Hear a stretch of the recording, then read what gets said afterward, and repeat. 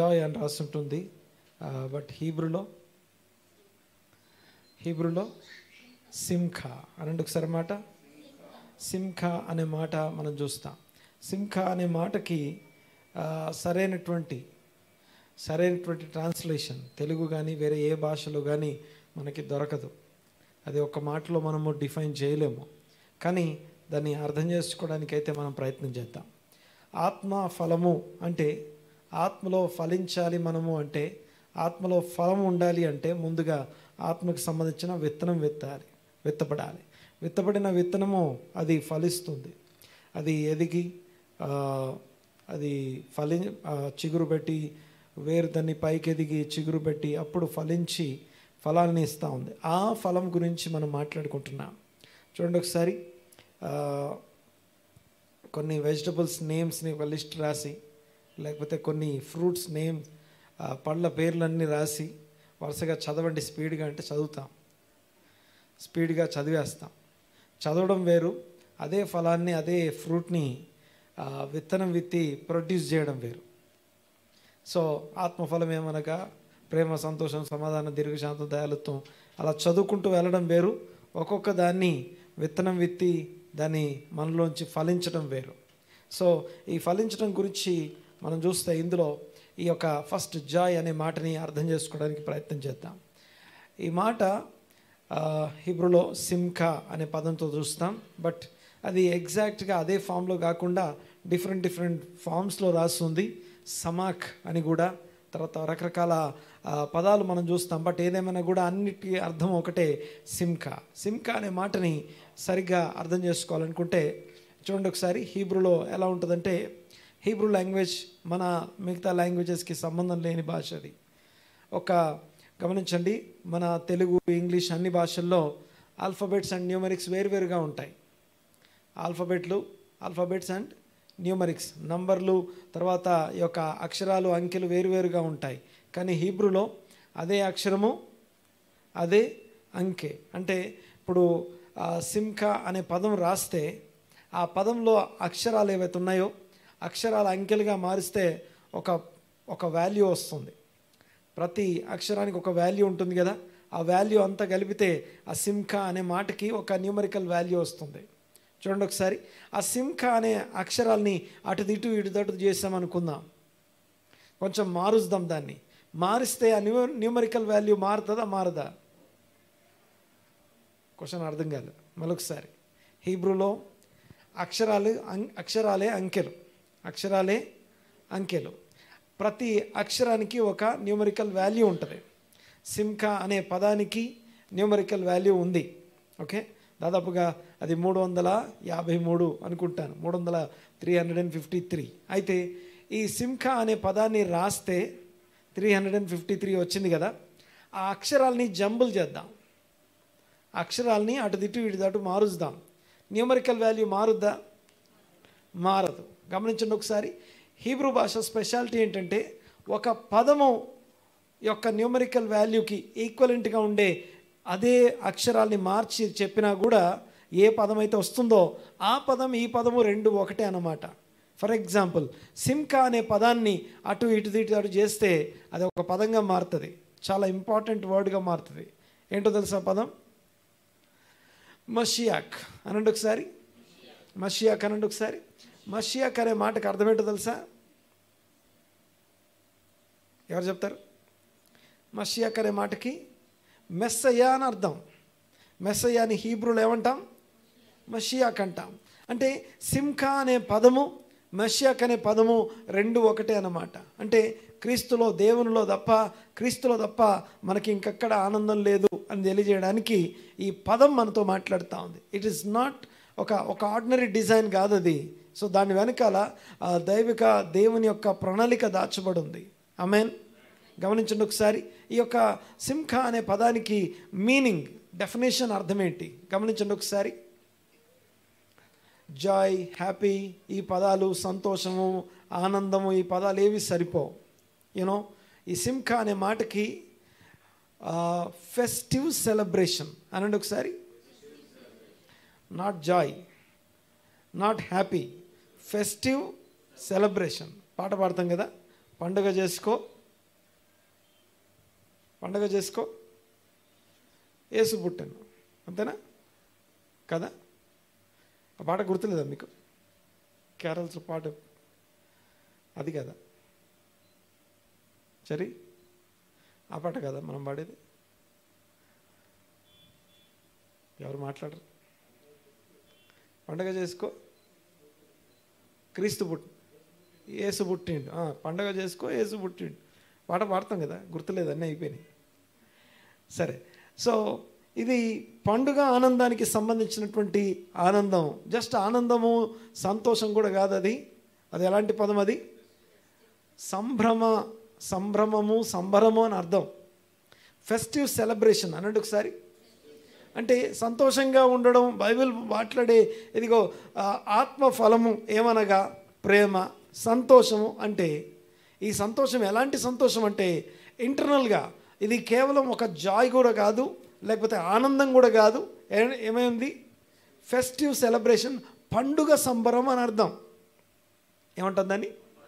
పండుగ సంబరం. అంతేకాదు, ఇంకా డీపర్, ఇంకా ఎక్స్ట్రా మీనింగ్ మనం చూస్తాం. అదేంటంటే ఇది కేవలం ఊరికే సంబరం మాత్రమే కాదు, కేవలం సంతోషంగా ఉండడం, హ్యాపీగా ఉండడం గురించి వాక్యం చెప్పట్లేదు.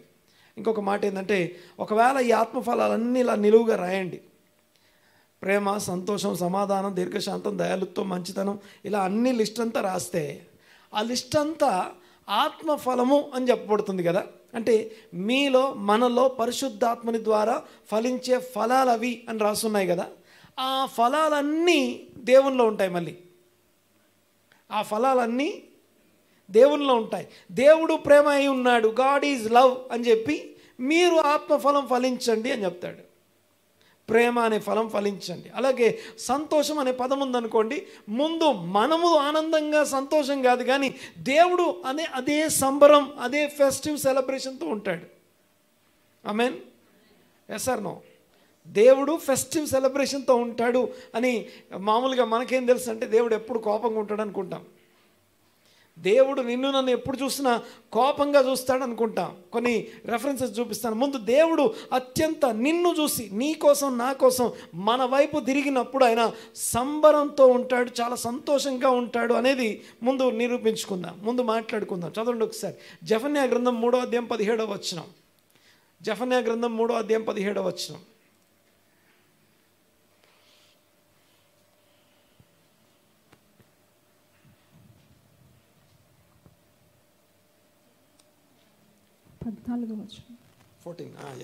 సియోను నివాసులారా ఉత్సాహధ్వని చేయుడి, ఇశ్రాయేలీయులారా జయధ్వని చేయుడి, యెరూషలేము నివాసులారా పూర్ణ హృదయముతో సంతోషించి గంతులు వేయుడి. నీ దేవుడైన యెహోవా మీ మధ్య ఉన్నాడు, ఆయన శక్తిమంతుడు, ఆయన మిమ్మల్ని రక్షించును. ఆయన బహు ఆనందముతో బహు ఆనందముతో నీ యందు సంతోషించును. దేవుడు మన యందు సంతోషిస్తున్నాడు. లేకపోతే అక్కడ ఉన్న ఇశ్రాయేలు ప్రజలతో మాట్లాడుతూ దేవుడు మీ యందు ఏం చేస్తున్నాడట? బహు ఆనందంతో సంతోషిస్తున్నాడు. అంటే ఈ సంతోషం, ఆనందం కేవలం ఊరికే లోపల పెట్టుకొని కొంచెం నవ్వడం కాదు, కొంచెం ఆనందంగా ఉండడం కాదు, ఒక పండుగ సంబరం గురించి మాట్లాడుతూ ఉంది బైబిల్లో. మీకు ఎక్కడైనా సరే సింఖా, సమాక్ లేకపోతే జాయ్ అనే పదం మీకు కనిపించిన కేవలం పైపైన ఆనందం, లోపల ఆనందం కాదు. ఇది పండుగ ఆనందానికి సంబంధించిన సంతోషం. పండుగ సంబరం అని అర్థం. పండుగ సంబరం ఇది ఎక్కడ ఉండాలి? లోపల ఉండాలి. కొన్ని విషయాలు చెప్తాను చూడండి ఒకసారి. దేవుడట మీ యందు ఆయన ఆనందంతో బహు ఆనందంతో సంతోషిస్తున్నాడని చూసాం కదా. సేమ్ ఇదే మాట క్రొత్త నిబంధనలో 1 తిమోతి పత్రిక 1వ అధ్యాయం 11వ వచనం. 1 తిమోతి పత్రిక 1వ అధ్యాయం 11వ వచనంలో తెలుగులో మనకి శ్రీమంతుడు అనే పదం రాస్తుంది. చూద్దాం ఒకసారి. అయినను శ్రీమంతుడగు దేవుడు అని తెలుగులో ఉంది. ఇంగ్లీష్లో ఏముందో చూడండి ఒకసారి. బ్లెస్డ్ గాడ్ అని రాస్తుంటుంది, అంతేనా? 1:8 కాదమ్మా, 1:11 కనపడుతుందా?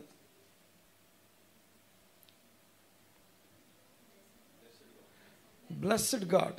ఓకే, ఆ బ్లెస్డ్ గాడ్ అన్న దగ్గర బాగా వినండి ఒకసారి. ఇది క్రొత్త నిబంధన గ్రీక్ భాషలో మనకి రాసి ఉంటుంది. అక్కడ మకారియోస్ అని ఉంటుంది. ఆ మాటకి బ్లెస్డ్ ఆర్ హ్యాపీ 2 పదాలు వాడబడతాయి. మీరు కొన్ని డిఫరెంట్ వర్షన్స్ చూడండి ఒకసారి. బ్లెస్డ్ గాడ్ అని కొన్ని బైబిల్స్లో, హ్యాపీ గాడ్ అని కొన్ని బైబిల్స్లో రాసి ఉంటుంది. అంటే ఆ మాటకు అర్థం ఏంటంటే శ్రీమంతుడైన దేవుని గూర్చిన సువార్త అన్నమాట. అంటే దేవుడు సంతోషంగా ఉన్నాడు, ఆనందంగా ఉన్నాడు అని చెప్పేది సువార్త. దేవుడు సంతోషంగా ఉన్నాడనే సువార్త అన్నమాట. శ్రీమంతుడైన దేవుని గురించినటువంటి సువార్త అని రాసి ఉంటుంది. సరే, నా పాయింట్ ఏంటంటే గమనించండి ఒకసారి. మొట్టమొదట ఈ యొక్క సిమ్కా సమాక్ అనే ఈ పదాన్ని అర్థం చేసుకోవడానికి ప్రయత్నం చేద్దాం. తర్వాత అది మన యొక్క జీవితాల్లో అది ఎలా కలుగుతుంది, దాని యొక్క మేలులు, దాని యొక్క అది మనలో కలగడం ఎలా చూడాలో చూస్తాం. మొట్టమొదట మనం మాట్లాడుకున్నాం సిమ్కా అనే మాటకి ఫెస్టివ్ సెలబ్రేషన్ అని మాట్లాడుకున్నాం. తర్వాత ఇది దేవుడు ముందు తన యందు కలిగి ఉన్నాడు అని మాట్లాడుకున్నాం. దేవుడు తన యందు కలిగి ఉన్నాడు. అంతేకాదు బైబిల్లో ఇంకొక బైబిల్ స్టడీలో one of the important method ఏంటంటే the law of first mention అనండి ఒకసారి. The law of first mention. బైబిల్లో ఏదైనా సరే మొదటిసారి ఏదైనా ఏదైనా ప్రకటించబడి చెప్పబడితే ఆ మొదటిసారి ఏం చెప్పబడిందో దాని చుట్టూ వాటికి కనెక్ట్ అయినటువంటి విషయాలు ఏవైతే ఉన్నాయో అవన్నీ చివరి దాకా కనెక్ట్ అయి ఉంటాయని మాట్లాడుకున్నాం. అందులో మనం లాస్ట్ వీక్ అంతకుముందు వారం మాట్లాడుకున్నాం. ప్రేమ అనే పదం మొదటిసారి ఎక్కడ రాస్తుంది బైబిల్లో? ఆదికాండం 22వ అధ్యాయంలో రాస్తుంది. ప్రేమ అనే పదం రాస్తుంది. అక్కడే దాని పక్కనే ప్రేమ అనే పదాన్ని ఆనుకొని ఆరాధన అనే పదం మొదటిసారి రాయబడింది. అంటే దేవుడు ప్రేమించే ప్రేమ, దేవుడు ఎవరిని ప్రేమించే ప్రేమ, ఏ ప్రేమ గురించి మాట్లాడబడుతుంది అక్కడ? తండ్రి తన కుమారుణ్ణి, తన బిడ్డలను ప్రేమించే ప్రేమ గురించి ఫస్ట్ టైం మెన్షన్ చేయబడింది. తండ్రి ఎవరి కోసం? తన బిడ్డలను ప్రేమించే ప్రేమ గురించి మొదటిసారి నీవు ప్రేమించే నీ కుమారుని అని రాస్తుంది. తర్వాత తండ్రి కుమారుని ప్రేమించే ప్రేమ. అంతేకాకుండా ఆరాధన అనే పదం చూస్తాం. అనగా మేము మొక్కి వస్తాం, ఆరాధన చేసి వస్తాం అనే మాట మనం చూస్తాం. అంతేకాకుండా ఈ యొక్క సాక్రిఫైస్, ఆ యొక్క అబ్రహాము తన కుమారుని సాక్రిఫైస్ చేసే సాక్రిఫైస్ కూడా ఫస్ట్ టైం అక్కడ చూస్తాం. అంటే love, without love there is no worship, without love there is no sacrifice, without love there is no sacrifice, without love there is no worship. ఆరాధన లేదు, ప్రేమ లేకపోతే ఆరాధన లేదు, ఆరాధన కాదు. అంతేకాదు ఒబీడియన్స్, ఇక తండ్రి తాను ప్రేమించే కుమారుణ్ణి, దేవుణ్ణి ప్రేమించి దేవుని ఆజ్ఞను అనుసరిస్తూ అర్పించే ఒక తండ్రిని చూస్తాం. రెండవది ఆ తండ్రి మాటకి లోబడి తను కాళ్ళు చేతులు కట్టి ఆ యొక్క బలిపీఠం మీద పెట్టినప్పుడు ఏమాత్రం ఎదురు చెప్పనటువంటి ఒక కుమారుని యొక్క ఒబీడియన్స్ని మనం చూస్తాం. ఇవన్నీ కూడా ప్రేమ అనే అంశం చుట్టూ తిరుగుతాయి. అంటే ప్రేమ యొక్క ప్రేమలో ఏమేమి ఉంటాయి, ప్రేమ అంటే ఏంటో అర్థం కావడానికి ఈ విషయాలన్నీ మనం చూసాం. అలాగే ఈ వారం ఈరోజు కూడా మనము సెమ్కా అనబడుతున్న ఈ మాట మొదటిసారి బైబిల్లో ఎక్కడ రాస్తుంది? First mention, the law of first mention ప్రకారం మొదటిసారి బైబిల్లో ఈ మాట ఎక్కడ రాస్తుంది? ఎక్కడ ఉండొచ్చు ఈ మాట ఫస్ట్ టైం? సంతోషము, ఆనందము అనే మాట బైబిల్లో మొదటిసారి. ప్రేమ అంటే ఎక్కడుందో తెలిసింది, ఆరాధన అంటే ఎక్కడుందో తెలిసింది. ఎవరైనా గెస్ చేయండి, ఏదో ఒకటి వైల్డ్ గెస్. ఏమనలేండి, తప్పేంది చెప్పారని చెప్పి ఏదో ఒకటి చెప్పండి. ఎక్కడుండొచ్చు? యాజ్ యూజువల్గా మనం యూజ్ చేస్తే ఒకటి ఉంటుంది కదా. Very good. ఎక్కడున్నా ఏదున్నా అది అక్కడే ఉంటుంది, ఆదికాండంలోనే ఉంటుంది. So very good, right answer. ఆదికాండంలో ఎక్కడుంది? 31వ అధ్యాయము 27వ వచనం. ఫస్ట్ టైం ఈ సిమ్కా అనే పదం మొదటిసారి బైబిల్లో రాసిన మాట ఆదికాండం 31వ అధ్యాయము 27వ వచనం. అంటే అది అర్థం కావడానికి ఆ మొదటిసారి దాని చుట్టూ ఏమేమి ఉన్నాయో చూడాలి. గమనించండి ఒకసారి, కంటిన్యూ చదువు ఒకసారి. ఆదికాండం 31:27. నీవు నాకు చెప్పక రహస్యముగా పారిపోయి నన్ను మోసపుచ్చితివేళ సంభ్రమముతోనూ పాటలతోనూ మద్దెలతోనూ సితారాలతోనూ నిన్ను సాగనంపుదునే. చాలు. ఒక్కసారి ఎవరెవరితో మాట్లాడుతున్నారు తెలుసా ఈ మాట? లాబాను యాకోబుతో మాట్లాడుతున్నాడు. ఎవరు? కొంచెం అనండి. లాబాను యాకోబుతో మాట్లాడుతున్నాడు. లాబాను యాకోబుతో మాట్లాడుతూ ఏమంటున్నాడంటే, లాబాను ఎవరు, యాకోబు ఎవరు? లాబాను తన యొక్క కుమార్తెలు అనగా లేయా మరియు రాహేలు వాళ్ళ భర్త యాకోబు, అంటే అల్లుడు అన్నమాట. సో ఈ అల్లుడు తనకి ఈ యొక్క తండ్రికి తెలియకుండా అనగా లాబానుకు తెలియకుండా ఆ పిల్లల్ని తన ఆస్తిని మొత్తం తీసుకొని తన ప్లేస్ నుంచి తన తండ్రి ఇంటికి బయలుదేరాడు. చెప్పకుండా బయలుదేరాడు. తెలియజేయకుండా చెప్పకుండా బయలుదేరడం అనే తప్పు చేశాడు ఆయన. అలా చేసినందుకు ఈ యొక్క లాబాను తన యొక్క అల్లుడిని చేజ్ చేస్తూ వచ్చాడు. ఆ వచ్చే క్రమంలో రాత్రి కలలో దేవుడు ఆయనతో మాట్లాడాడు. ఓకే, యాకోబుని లాబాను చేజ్ చేస్తుంటే లాబాన్ని దేవుడు కలుసుకున్నాడు. ముందు రాత్రి కలలో కలుసుకొని జాగ్రత్తగా మాట్లాడని చెప్పాడు. ఏం చెప్పాడు? ఎలా మాట్లాడాలి? జాగ్రత్తగా మాట్లాడమని చెప్పాడు. సో మొత్తానికి ఆ తెల్లవారిన తర్వాత లాబాను యాకోబును కలుసుకొని ఏమంటారంటే, నన్ను మోసపుచ్చావెందుకు అని అడుగుతూ, నువ్వు వెళ్తానంటే ఫస్ట్ టైం సింకా అనే పదం వాడాడు, లాబాను వాడాడు. దేనికోసం వాడాడంటే, సంభ్రమముతోనూ, తర్వాత పాటలతోనూ, తర్వాత వాయిద్యాలు మధ్యల మరియు సితారా అనే వాయిద్యాలతోనూ నిన్ను సాగనంపుతాను కదా. అంటే ఆయన ఏమంటున్నాడంటే, కూతుర్ని అత్తగారింటికి పంపిస్తారు కదా, ఆ పంపించేటప్పుడు బారాత్ అంటంగా, అలా భారత్ కదా, బరాత్, ఓకే, అలా పంపిస్తాను అని అలా పంపించేవాడిని కదా అంటున్నాడు. ఆ బరాత్ ఏదైతే ఉందో ఆ బరాత్ అయ్యేటప్పుడు ఏముంటుంది? సంబరము ఉంటుంది కదా, ఆ దాన్ని సింఖా అంటాం. ఓకే, లోపల అన్నమాట. ఎక్కడ? ఇన్సైడ్, లోపల ఈ బరాత్ ఎప్పుడు జరుగుతూ ఉండాలి. ఆమెన్. దాన్ని ఆత్మఫలం అని చెప్పబడింది బైబిల్లో. జస్ట్ ఊరికే ప్రేమ, సంతోషం, సమాధానం, దీర్ఘశాంతత్వం అట్లా చెప్పమని కాదు. అందులో సంతోషము అనే ఒక పదాన్ని ఆ లిస్టు చదవడం వేరు, ఆ పండ్లు ఉన్నటువంటి ఆ ఫలాల లిస్టు చదవడం వేరు, ఒక్కొక్క ఫలాన్ని విత్తనం విత్తి దాన్ని ప్రొడ్యూస్ చేయడం వేరు, ఆ ఫలం వచ్చేదాకా వ్యవసాయం చేయడం వేరు. అర్థమవుతుంది. నేను మాట్లాడేది దాన్ని వ్యవసాయం చేస్తే అర్థమవుతుంది. సో ఏ ఫలం ఎలా బయటకు వస్తుందో మనకు తెలుస్తుంది. చూడండి ఒకసారి, ఈ సంతోషం అనే ఫలము ఎలా ఫలించాలో, సంతోషం అనే ఫలం మన నుంచి ఎలా కోరబడుతుందో. ఓకే, ఇట్టి వాటికి విరోధమైన నియమం ఏదీ లేదట.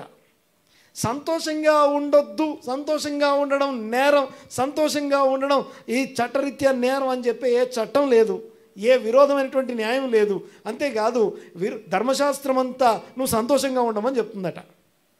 దేవుని ధర్మశాస్త్రం అంతా ఈ 9 ఫలాలు ఫలించడం గురించి మాట్లాడుతుందట. ఇట్టి వాటికి విరోధమైన నియమం, ద లా, తోరా ఏది లేదు అని రాస్తుంది. అంటే ఇవే చెప్తున్నాయి, తోరా అంతా ఈ 9 ఫలాల గురించి మాట్లాడుతున్నాయి అని చెప్పబడుతూ ఉంది. చూడండి ఒకసారి, మళ్ళొకసారి చెప్తాను. అక్కడ లాబాను మాట్లాడుతూ సంభ్రమము అనే పదం వాడతాడు, సింకా అనే పదం వాడి ఆ సింకాకి యాడ్ చేస్తూ నెక్స్ట్ ఏమంటాడు? పాటలు అంటాడు. ఏమంటాడు? కొంచెం గట్టిగా అన్నాడు ఒకసారి. పాటలు అంటే ఈ యొక్క ఆనందానికి, సంతోషానికి, ఈ సంతోషం అనే ఫలానికి యాడ్ అయ్యే ఇంకో విషయం ఏంటంటే పాటలు, మ్యూజిక్. పాటలతో పాటు పాటలకి సాహిత్యము, పాటలు వాటికి యాడ్ చేస్తూ నెక్స్ట్ ఏమన్నాడు? మధ్యలో సితారా అన్నాడు. అవి రెండే ఎందుకు వాడాడు? అవి 2 ఇన్స్ట్రుమెంట్స్ ఎందుకు వాడాడు చెప్పాలి. మధ్యలో సితారా, అప్పట్లో ఇరండి. ఓకే, మధ్యలో సితార, మధ్యలో అనేది లెదర్ ఇన్స్ట్రుమెంటు, సితార్ అంటేనేమో స్ట్రింగ్స్. ఓకే, ఈ 2 ఎందుకంటే ఫస్ట్లో చాలా రోజుల కింద, ఒక 20-30 సంవత్సరాల కింద పాడుతా తీయగానే ఒక కార్యక్రమం స్టార్ట్ చేశారు టీవీలో. అందరికి తెలిసే ఉండవచ్చు. బాలసుబ్రహ్మణ్యం గారు పాడుతా తీయగా స్టార్ట్ చేసినప్పుడు ఆయన అందులో పాడమని చెప్పి, అందులో పాడాలని ఇంట్రెస్ట్ ఉన్న వాళ్ళందరినీ ఆయన ఏం చెప్పారంటే, మీ పాట రికార్డ్ చేసి పంపించండి నాకు అని చెప్పాడు. ఆ పంపించేటప్పుడు ఎలా పంపించాలంటే, శృతికి ఒక పరికరము, లయకి ఒక పరికరం వాడి మీ పాట పాడి ఆ రికార్డింగ్ పంపించండి, అందులో సెలెక్ట్ చేసి మిమ్మల్ని పిలుస్తామని చెప్పారు. దీనికి ఒక ఆయన ఏమడిగాడంటే, బాలసుబ్రహ్మణ్యం గారు మరి శృతి అంటే ఏంది, లయ అంటే ఏంది అని అడిగాడు. శృతి అంటే ఏంటి, లయ అంటే అని అడిగితే దానికి బాలసుబ్రహ్మణ్యం గారు డైరెక్ట్గా పబ్లిక్గా ఆయన ఇచ్చిన ఆన్సర్ ఏంటో తెలుసా? దయచేసి నువ్వు పాడడానికి రాకని చెప్పాడు. శృతి అంటే ఏంటో తెలియదు, లయ అంటే ఏంటో తెలియదు, నువ్వు పాడడానికి అవసరం లేదు అన్నాడు. కారణం ఏంటంటే, శృతి అంటే సరిగమ పదనిసలు ఏవవుతున్నాయో వీటిని శృతులు అంటాం. అవి కాక ఇంకా వీటిని ఏమంటాం అంటే, ఈ తకదిమి తకదిమి, 2/4 4/8 వీటన్నిటినేమో లయ అంటాం, డ్రమ్స్ అనమాట. ఓకే, సో ఈ రెండింటిని శృతి లయ అంటాం రెండింటిని. ఈ రెండిట్లో ఏదో ఒక ఇన్స్ట్రుమెంట్ ఉంటే, శృతికి ఒక ఇన్స్ట్రుమెంటు, లయకు ఒక ఇన్స్ట్రుమెంట్ ఉంటే పాట సరిగ్గా ఉంటుంది. అంటే ఈ సంభ్రమము అనే మాటకి యాడ్ చేస్తూ పాటలు పెడతాను అన్నాడు. పాటలకి యాడ్ చేస్తూ శృతికి ఒక పరికరాన్ని, లయకి ఒక పరికరాన్ని వాడుతున్నాడు ఆయన. మధ్యలో మరియు సితార అంటే ఒక శృతి లయలతో కూడిన పాటలు. ఇది ఆనందంతో, సంతోషంతో, సంబరంతో ఎక్కడుండాలట? లోపల. ఆత్మఫలము అంటే ఈ ఆత్మఫలం ఫలించేటప్పుడు అది ఎలా ఉండబోతుందో, అది ఎలా ఉంటుందో దాని డిస్క్రిప్షన్ ఇదంతా కూడా. ఆత్మఫలము గురించినటువంటి డిస్క్రిప్షన్. అంటే కేవలం ఊరికే సంతోషంగా ఉండడం, నవ్వడం గురించి మాట్లాడలేదు. ఏదో ఊరికే దాన్ని ఏమంటాం, మార్కెటింగ్ స్మైల్ గురించి మాట్లాడలేదు. ఓకే, లేకపోతే రిసెప్షన్ స్మైల్ గురించి మాట్లాడలేదు, హాస్పిటాలిటీ స్మైల్ గురించి మాట్లాడలేదు. ఈ స్మైల్ ఎలాంటి స్మైల్ అంటే లోపల జరిగేది. బాగా వినండి ఒకసారి. మొదటిసారి ఈ మాట సమాక్, సింఖా, సమాక్ అనే పదానికి ఆ అర్థం ఏంటంటే సంభ్రమము, ఫెస్టివ్ సెలబ్రేషన్, పండుగ సంబరము. అంతేకాదు ఈయన మాట ప్రకారం, లాబాను మాట ప్రకారం రిచువల్ సెలబ్రేషన్, ఒక సంప్రదాయబద్ధమైనటువంటి సంబరం అది. అంతేకాదు మీకు మాట చెప్తాను, బైబిల్లో ద్వితీయోపదేశ కాండంలో రాసి ఉంది, మనం నెక్స్ట్ వీక్ మాట్లాడుకుంటాం, ఇప్పుడు కాదు అది. అక్కడ thou shall rejoice in the Lord అని ఉంటుంది. ద్వితీయోపదేశ కాండంలో ఏం రాస్తుందండి? నీవు నిశ్చయముగా యెహోవా యందు ఉత్సహించు సంతోషించవలన పండుగలలో. ఓకే, ఎలాగా? ఈ సలహా కాదు, సంతోషంగా ఉండండి అని చెప్పడం సలహా కాదు, సూచన అస్సలు కాదు. ఏంటిది? ఏమంటాం? గట్టిగానాలి. ఆజ్ఞ, కమాండ్మెంట్. దేవుడు నీకు సలహా ఇవ్వట్లేదు సంతోషంగా ఉండండి అని. దేవుడు నీకు సలహా ఇవ్వట్లేదు, సూచన, ఇదిగో సలహా సూచన ఇవ్వట్లేదు సంతోషంగా ఉండండి అని ఆజ్ఞాపిస్తున్నాడు. thou shall rejoice in the Lord. నీ దేవుని యందు నీవు ఉత్సహిస్తూ సంతోషించాలి ఆ యొక్క పండుగలో. పండుగ ఆనందము అనే మాట మనకు చెప్పబడుతూ ఉంది. దేవునికి స్తోత్రం కలుగును గాక. తర్వాత గమనించండి ఒకసారి, ఈ సింఖ అనే మాట ఎందుకని ఈ ఆనందం గమనించండి ఒకసారి. ఈ ఆనందము అంటే ఎలాంటి ఆనందం కాదో ఇంకొక మాట మీకు గుర్తు చేస్తాను. ఇప్పుడు నేను ఒక దానికోసం ఏడుస్తున్నాను, ఓ ఉద్యోగం వస్తే బాగుండని ఏడుస్తున్నాను. ఓకే, ఆ ఏడ్చే ఏడుపుకు సంతోషం కలిగించేది ఏంటి? మరి ఉద్యోగం వస్తుంది. ఆ వచ్చిన ఉద్యోగం కలిగించే సంతోషం, ఆ సంతోషం కూడా కాదు ఇది. బైబిల్ మాట్లాడే ఆత్మఫలము ఏ ఫలమో చెప్తున్నాను, గమనించండి ఒకసారి. ఆత్మఫలము ఎలాంటి ఫలమో మీకు జ్ఞాపకం చేస్తాను. ఆత్మఫలమైనటువంటి సంతోషం ఎలా ఉంటుందో దాని డిస్క్రిప్షన్ ముందు నేర్చుకుంటాను. నిర్వచనము మరియు దాని యొక్క క్యారెక్టరిస్టిక్, దాని యొక్క డిస్క్రిప్షన్, అది ఎలా ఉండబోతుందో, అది ఎలా ఉంటుందో మీకు జ్ఞాపకం చేస్తున్నాను బైబిల్ ప్రకారం. గమనించండి ఒకసారి, చదువుదాం ఒకసారి. 23వ అధ్యాయం లేవియా కాండం 40వ వచనం చదువుదాం ఒకసారి. 23వ అధ్యాయం లేవియా కాండం 40వ వచనం. మొదటి దినమున మీరు దబ్బ పండ్లను, ఈత మట్టలను, గొంజి చెట్ల కొమ్మలను, కాలువల యొద్ద నుండి నిరవంజి చెట్లను పట్టుకొని 7 దినములు మీ దేవుడైన యెహోవా సన్నిధిని ఉత్సహించుచుండవలెను. అట్లు మీరు ఏటేటా 7 దినములు యెహోవాకు పండుగగా ఆచరింపవలెను. ఇది మీ తరతరములలో నిత్యమైన కట్టడ. చాలు, ఇది ఒక పండుగ, దేవుని యొక్క పండుగ. 7 పండుగలు ఉంటాయి ధర్మశాస్త్ర గ్రంథంలో. ఆ 7 పండుగల్ని తెలుగులో పండుగలు అంటాం, బట్ హీబ్రూలో మోయదీం అంటారు. అనండి ఒకసారి. మోయద్ అనే మాటకు అర్థం ఏంటంటే అపాయింటెడ్ సీజన్ అని అర్థం. దేవాది దేవుడు మనకి అపాయింట్మెంట్ ఇచ్చే కాలం అన్నమాట. దాన్ని అపాయింటెడ్ సీజన్ని ఏమంటాం? తెలుగులో మనం పండుగ అంటాం. ఓకే, మోయద్ అనే మాటకి అర్థం అది కలుసుకోవడానికి సంబంధించిన అపాయింట్మెంట్ సీజన్ అది. అందుకే నియామక కాలములు అని రాసి ఉంటుంది తెలుగులో. అక్కడక్కడ ఏమని రాసి ఉంటుంది? దేవుడు మనకు అపాయింట్మెంట్ ఇస్తాడు ఆ సీజన్లో. అయితే పాయింట్ ఏంటంటే చూడండి ఒకసారి, ఇందులో ఒక పండుగ ఉంది. ఆ పండుగ పేరు పర్ణశాలల పండుగ. అనండి ఒకసారి, కొంచెం గట్టిగా అనాలి. ఓకే, పర్ణశాలల పండుగ అంటే అర్థం ఏంటంటే, పర్ణశాల అంటే కొంచెం భారీగా ఉంది మాట, కానీ యాక్చువల్గా అది పర్ణశాల కాదు. ఏంటది? పాక. ఏమనాలి? పాక అనాలి. ఓకే, సుక్కోత్ అంటారు హీబ్రూ భాషలో. ఈ సుఖ అనే మాటకు అర్థం ఏంటంటే, ఒక సంచార జీవి, లేకపోతే ఒక ఆయన పశువులన్నిటిని తీసుకొని ఒక ప్రాంతం నుంచి ఇంకో ప్రాంతానికి వెళ్తుంటాడు కదా, ఆ వెళ్ళే దారిలో తన కోసమేమో గుడారం వేసుకుంటాడు. ఒక గుడారం వేసుకుంటాడు. అయితే ఆ పశువులు పడుకోవడానికి మాత్రం ఓ 4 గుంజలు బాతి వాటి మీద 4 ఆకులు కప్పుతాడు కదా, దీన్ని పాక అంటాం. పశువులు పడుకోవడానికి ఏర్పాటు చేసే ఆ పాకలో ఆ రాత్రి ఉంటుంది. తెల్లారి వాళ్ళు వెళ్ళిపోయే లోపు అది ఎండిపోయి వాడిపోతుంది, ఇంకెందుకు పనికిరాదు అది. అలాంటి పాకను ఏర్పాటు చేసుకోవాలి. ఎన్ని రోజులు చెప్పాలి నాకు? ఎన్ని రోజులు? 7 days. మనము మంచి వెల్ కన్స్ట్రక్టెడ్ పర్మనెంట్ బిల్డింగ్స్లో ఉండడం అలవాటు అయిపోయింది. అలాంటి మనం మన పర్మనెంట్ బిల్డింగ్స్ని, పర్మనెంట్ జాబ్స్ని, పర్మనెంట్ అని అనుకునే అన్నీ వదిలిపెట్టి బయటికి రావాలి. నువ్వు ఏవేవి పర్మనెంట్ అంటావు కదా, పర్మనెంట్ జాబ్ కావాలి మాకు, అన్నీ పర్మనెంట్ అయిపోవాలి. సో పర్మనెంట్ అని చెప్పబోతే వాటన్నిటి నుంచి బయటికి వచ్చి ఓ పాక వేసుకోవాలి. ఏం చేయాలి? ఆ పాకలో ఎన్ని రోజులు ఉండాలి? 7 days ఉండి నీ దేవుడైన యెహోవా యందు ఉత్సహించాలి. ఏం చేయాలి? దేవుని యందు సంతోషించాలి. బాగా వినండి ఒకసారి. ఆ సంతోషించేటప్పుడు 4 వస్తువులు చేతిలో పట్టుకోవాలి. 4 వస్తువులు చేతిలో పట్టుకోమని రాస్తుంది. ఏంటి ఆ 4 వస్తువులు? చూడండి ఒకసారి. ఇవన్నీ కూడా ఫిజికల్గా మీరు ఆచరించండి అని చెప్పబడింది, కానీ ఫిజికల్గా కంటే ప్రతి ఆజ్ఞ ఆత్మ సంబంధమైనది. మొదట ఆత్మ సంబంధమైనది. అయితే మొదటి మాట గమనించండి ఒకసారి. పండు అనండి ఒకసారి. పండు చేతిలో పట్టుకోవాలి. పండు తర్వాత నెక్స్ట్ ఏం పట్టుకోవాలి? ఈత మట్ట అని ఉంది. యాక్చువల్గా ఈత మట్ట కాదు అది. మీరు పామ్ ట్రీస్ అంటే ఈత, కొబ్బరి, తాటి ఇవి మొలక ఎత్తేటప్పుడు ఆకు మొదట వచ్చినప్పుడు ఎలా వస్తుంది తెలుసా? కొబ్బరి చెట్టు ఆకు మొదట వచ్చేటప్పుడు ఎలా వస్తుందంటే ఒక సన్నని పొల్లలాగా బయటకు వస్తుంది. ఆ సన్నగా ఉండే ఆ మధ్యలో ఉండే ఆ లేత ఆ మట్టని పట్టుకోమని చెప్తున్నాడు. మొత్తం మట్టని కాదు. ఈత మట్ట అంటే మొత్తం కాదు. ఆ మధ్యలో కొత్తగా వచ్చే అవి ఇంకా ఆకులు విచ్చుకోకుండా ఉంటుంది కదా, ఆ సెంటర్లో ఉండే ఒక చువ్వలాగా ఒక పుల్లలాగా ఉంటుంది కదా, దాన్ని పట్టుకోమంటున్నాడు. ఓకే, మొదటిది పండు, రెండోది ఆకు, రెండోది ఏంటి? ఆకు. తర్వాత మూడోది కొమ్మ. మూడోదేంటి?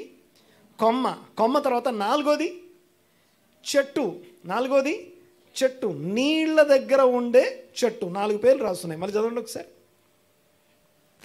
దబ్బ పండ్లు, ఈత మట్టలు, గొంజి చెట్ల కొమ్మలు, కాలువల యొద్ద నుండి నిరవంజి చెట్లు. నెక్స్ట్ వీటిని పట్టుకోవాలి. చూడండి ఒకసారి. ఇక్కడ 5 విషయాలు మనకు కనబడుతున్నాయి. ఒకటి పండు తర్వాత ఆకు తర్వాత కొమ్మ తర్వాత చెట్టు తర్వాత వాటర్, నీళ్ళ దగ్గర ఉండే చెట్టు.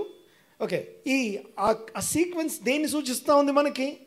ఆ సీక్వెన్స్ ఏం తెలియజేస్తుంది? ఈ 4 పట్టుకొని ఈ 4 కలిపి ఒక పదార్థాన్ని తయారు చేస్తారు. ఒక ఆకారాన్ని షేప్ చేస్తారు. దాని పేరు లులావ్ అంటారు. అనండి ఒకసారి గట్టిగా. ఈ లులావ్ అంటే ఏంటో గూగుల్ చేయండి, మీకు గూగుల్ రబ్బీ బాగా చెప్తాడు. లులావ్ అంటే ఏంటో తెలిస్తే ప్రకటన గ్రంథం 7వ అధ్యాయంలో ఇదిగో మనందరం తెల్లని వస్త్రాలు ధరించుకొని నానా భాషలు మాట్లాడేవారు ఖర్జూరపు మట్టలు చేతిలో పట్టుకున్నారు. అందుగా ఖర్జూరపు మట్టలు కాదు, ఈ లులావ్ పట్టుకోవడం గురించి రాస్తుంది అక్కడ. సరే, పాయింట్ ఏంటంటే ఆ 4 పదార్థాలు దేని గురించి మాట్లాడుతున్నాయి? ఒక పండు భూమి మీద రావాలంటే పండుకి ఆకు ఆధారం, ఆకుకి ఆధారం కొమ్మకి ఆధారం చెట్టుకి ఆధారం నీళ్ళు. అంటే ఈ ఒకదానికి దీనికి ఆధారం ఇది, దీనికి ఆధారం ఇది. అయితే నాకు మాత్రం ఇవన్నీ కాదు కానీ నువ్వే నాకు ఆధారం. దీన్ని ఉత్సహించడం అంటే అర్థం. అంటే ఈ పర్మనెంట్ అనబడుతున్న వాటన్నిటికీ సెలవు ఇచ్చేసి ఈ 7 రోజులు జూయిష్ వెబ్సైట్లు అన్నీ ఆఫ్ అయిపోతాయి. అన్ని ట్రాన్సాక్షన్స్ ఆగిపోతాయి. ఓకే, ఒకవేళ ఈ మాట మళ్ళీ చెప్తాను, ఇక యెరూషలేముకి ఇజ్రాయెల్ దేశంకు మీరు వెళ్ళారనుకోండి, అక్కడ బిల్డింగ్స్లలో సబ్బాత్ లిఫ్ట్స్ అని ఉంటాయి. ఏమంటారు? సబ్బాత్ లిఫ్ట్స్ అంటే అర్థమైందంటే ఆ లిఫ్ట్ మీరు ఎక్కి బటన్ నొక్కడానికి ఏమి ఉండదు అందులో. సబ్బాత్ రోజున లిఫ్ట్ ఎక్కితే బటన్ నొక్కడానికి ఏమి ఉండదు. ఆ లిఫ్ట్ ఏం చేస్తుంది తెలుసా? ప్రతి ఫ్లోర్లో ఆగి వెళ్తుంది. ప్రతి ఫ్లోర్ ఆగుద్ది. అంటే సబ్బాత్ రోజున లిఫ్ట్లో బటన్ కూడా నొక్కకూడదు అనమాట. అంటే సబ్బాత్ రోజున విశ్రాంతిని ఆచరించడం కోసం సబ్బాత్ లిఫ్ట్ అని లిఫ్ట్లు పెడతారు. అలాగా అంత విశ్రాంతిగా 7 రోజులు అన్నీ పక్కన పెట్టేసి ప్రభువునందు ఆనందించడం కోసం, నాకు ఆధారం అంటే ఈ భూమి మీద ఉన్న పర్మనెంట్ అనుకున్నది ఏది కాదు, నువ్వు పర్మనెంట్ మాకు, నీవే మాకు తరతరములకు నివాస స్థలమై ఉన్నావు. భూమి పుట్టక మునుపు ఇదిగో యుగ యుగములకు నీవే మాకు దేవుడవై ఉన్నావు అని చెప్తూ, ఏది సృష్టించబడక ముందు నువ్వు దేవుడవు, రాజువి, అన్ని సృష్టించబడ్డ తర్వాత నువ్వు ప్రభువి, రాజువి, అన్ని నాశనం అయిపోయి అంతా అయిపోయిన తర్వాత ఏమి మిగలనప్పుడు కూడా ఇంకా నువ్వు దేవునివి, మహారాజువి అని చెప్తూ దేవుణ్ణి ఆరాధించటం. దేవునికి స్తోత్రం కలుగునుగాక. సో మనకి ఆధారం, దీనికి ఆధారం ఇది, దీనికి ఆధారం ఇది, దీనికి ఆధారం ఇది. ఆ ఆధారము అనబడుతున్న ఒక చట్టంలోంచి బయటికి వచ్చి పండుగలో ఆనందించడం గురించి మాట్లాడబడుతుంది. అంటే దేవుణ్ణి ఆధారంగా చేసుకొని బ్రతకడం గురించి ఆ మాటలు చెప్పబడుతున్నాయి. తర్వాత గమనించండి ఒకసారి, ఆ మాటలు పలుకబడేటప్పుడు ఆనందించుట, యెహోవా యందు ఉత్సహించుట అనే పదం చెప్పబడుతూ ఉంది. దీన్ని దేవుని యందు ఉత్సహించుట అంటే, ఇప్పుడు నాకు ఉద్యోగం లేదని ఏడుస్తున్నాను, ఉద్యోగం వచ్చింది, సంతోషం వచ్చే సంతోషం, ఆ సంతోషం ఆత్మఫలం కాదు. అది ఆ ఆనందం ఎక్కువసేపు ఉండదు, అది కొంచెంసేపు ఉంటుందేమో నీకు. కానీ ప్రభువునందు ఆనందించడం మాత్రం ఇది ఎప్పటికీ ఉండుండేది, ఎప్పటికీ నిలిచి ఉండేది మన లోపల. ఆమేన్.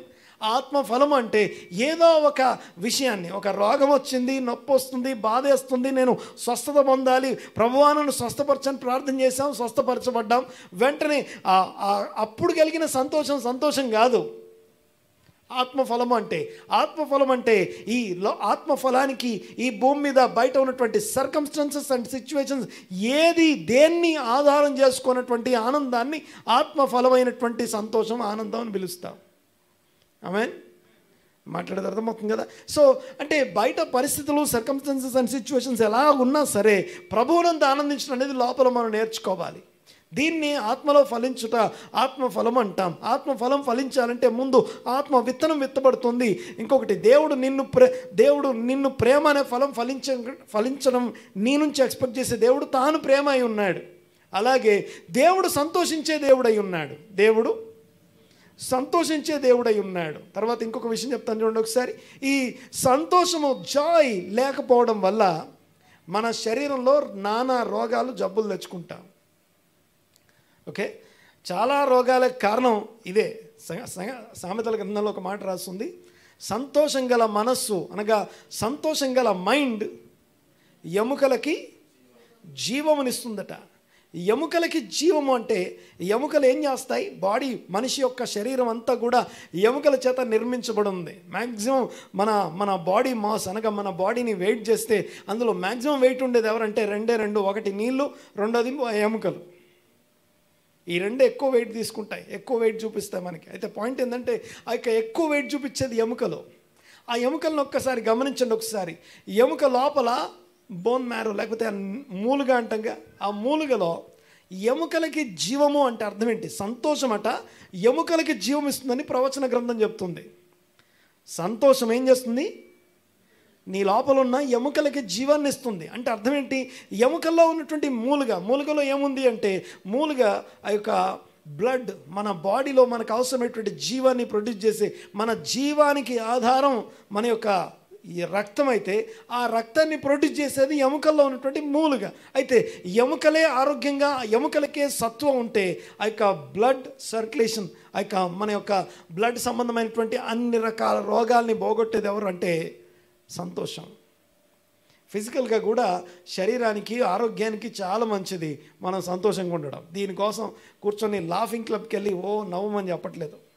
ఆత్మ యందు ఆనందించుట అనగా ఆత్మలో ఆనందించడం గురించి నేను జ్ఞాపకం చేస్తున్నాను. మనం ఎప్పుడైతే మనం బయటికి వచ్చి దేవుని సన్నిధిలో కూర్చొని, దేవా నా పర్మనెంట్ అనుకున్నవి, నేను నా ఆశలు, నా ఆలోచనలు, నాకు ఇది అది అన్నిటి నుంచి నేను బయటికి వచ్చి, దేవా నువ్వే నాకు ఆధారమని నీ యందు నేను ఆనందిస్తున్నానని చెప్పినప్పుడు అది నిజమైన ఆనందం, అది పర్మనెంట్గా ఉండే ఆనందం. ఆమేన్. ఇంకొన్ని విషయాలు ఉంటాయి, అది ఉన్నంతసేపు ఉంటుంది, అది పోగానే ఆనందం పోద్దేమో, కానీ అటన్నిటినీ దాటి ఆత్మ ఫలం ఫలిస్తున్నాం. యోబును టెస్ట్ చేయడానికి యోబుకు సంబంధించిన పిల్లలు పోయారు, ఆస్తులు పోయాయి, అన్నీ పోయాయి ఒక్క దెబ్బకి, ఒక్క పూటకి, ఒక్క రోజులో అన్నీ పోతే యోబు అంటాడు, యెహోవా ఇచ్చెను, యెహోవా తీసుకొనెను, నామమునకు స్తోత్రం కలుగునుగాక. ఆ మాట అంటానికి ఆయనకున్న ధైర్యం ఏంటంటే, ఆయన ప్రభువునందు ఆనందించడం తెలిసినవాడు. తన ఆస్తిని బట్టి ఆనందం కాదు, తన కుటుంబాన్ని బట్టి, తనకున్నదాన్ని బట్టి, తనకు కలిగిన దాన్ని బట్టి ఆనందం కాదు, తన దేవుని బట్టి ఆనందిస్తున్నాడు. ఆమేన్. ఆ ఆనందం కలిగిన వాడు మాత్రమే అలా చెప్పగలడు. ఆమేన్. దేవునికి స్తోత్రం కలుగునుగాక. లేకపోతే మనం ఒక చట్టంలో బంధించబడి లేని బంధకాల చేత, కనపడని ఆ యొక్క చీకటి సంఖ్యల చేత, అంతరంగంలో బంధకాల చేత మనం కొనసాగుతున్నాం. ఏదో ఉంటే సంతోషిస్తాం, ఏదో లేకపోతే ఏడుస్తూ కూర్చుంటాం, ముఖం చెనబుచ్చుకొని ఏడుస్తూ కూర్చుంటాం. అయితే బాగా వినండి ఒకసారి, ఆ బంధకం ఏదైతే ఉందో అది ఎవరికి ఆటంకం? అది నా సోల్కి అది తెలియని బంధకంలాగుండి దీనివల్ల ఏమేం కోల్పోతున్నాను? ద ఫేవర్ ఆఫ్ గాడ్ని కోల్పోతున్నాను. I'll tell you one thing. ఒక స్టేట్మెంట్ చెప్తాను, అది అలా ఉందో లేదో మీరు వెతకాలి. ఒక స్టేట్మెంట్ చెప్తాను, అది అవునా కాదా మీరు వెతకాలి. స్టేట్మెంట్ ఏంటంటే, జాయ్ఫుల్ మైండెడ్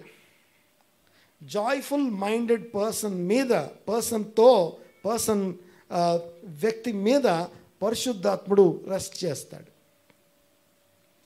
సంతోషంగా ఉండే వ్యక్తితో పరిశుద్ధాత్ముడు నివసిస్తాడు. మాట్లాడేది అర్థమవుతుంది కదా ఏం చెప్పాను నేను?